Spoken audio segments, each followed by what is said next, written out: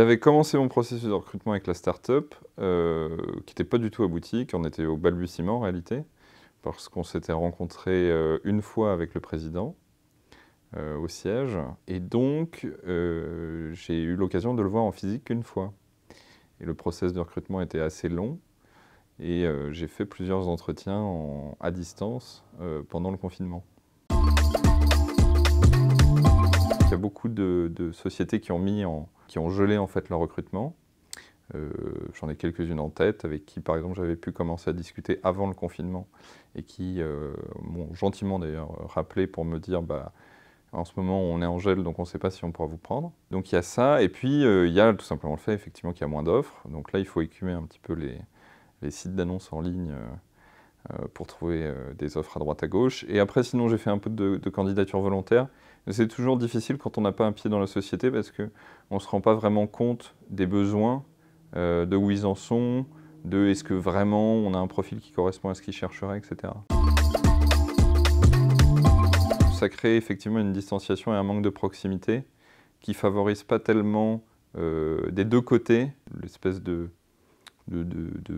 jaugeage, entre guillemets, si j'ose dire, qu'on effectue. Donc nous, on est moins amené à faire transparaître notre personnalité et à l'inverse, on a du mal à savoir exactement ce qui se passe réellement dans l'entreprise ou la société dans laquelle on postule.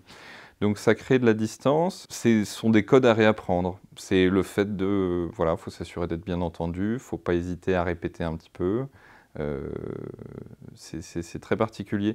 J'ai eu le dernier entretien en visio et en fait, je suis revenu les voir pour l'embauche.